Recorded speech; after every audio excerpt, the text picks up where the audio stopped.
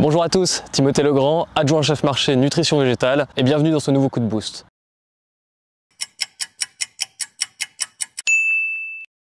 La dernière fois on avait parlé des stress céréales à l'automne et aujourd'hui je vais vous parler du phosphore. Donc le phosphore c'est la monnaie énergétique de la vie d'une plante, donc tout simplement le phosphore est essentiel à la croissance racinaire et au bon développement de la vie d'une plante.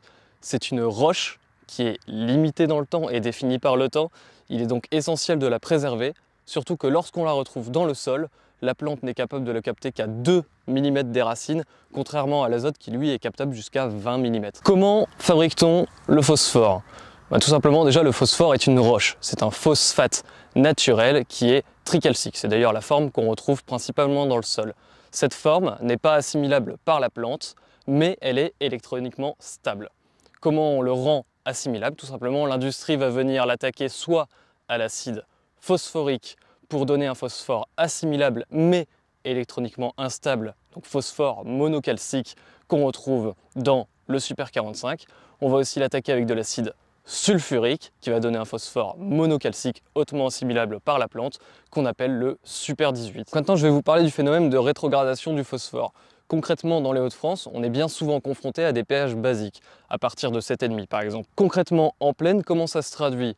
On a un sol qui est gorgé d'éléments calcium.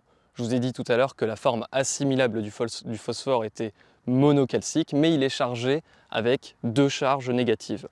Le calcium présent dans le sol est chargé avec 2 électrons positifs. Vous savez bien comme moi que la nature a horreur du vide. Ces ions calcium vont venir se fixer sur ce phosphore monocalcique et il va revenir à l'état naturel dans le sol.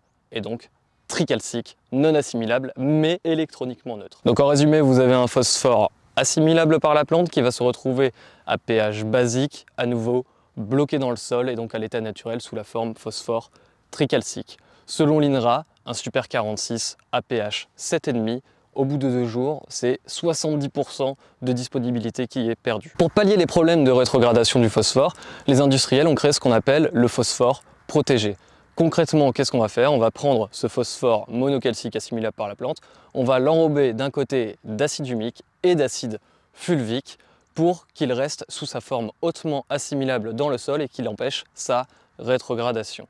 Donc par exemple, si vous apportez 90 unités de Super 46, on a vu tout à l'heure que c'était 70% de perte, ça veut dire que dans votre sol, disponible pour la plante, vous n'allez avoir que 27 unités.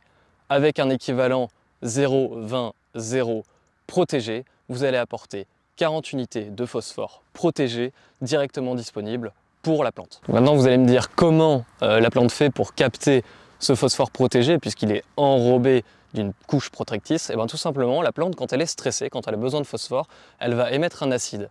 Et cet acide il va venir ouvrir l'enrobage d'acide humique et fulvique et donc libérer le phosphore qui va être transmis directement à la plante. Ce qu'on préconise au groupe Carré, c'est d'utiliser du phosphore protégé. Il y en a plusieurs à notre gamme, n'hésitez pas à en parler à votre technicien ou à me contacter directement si vous avez des questions.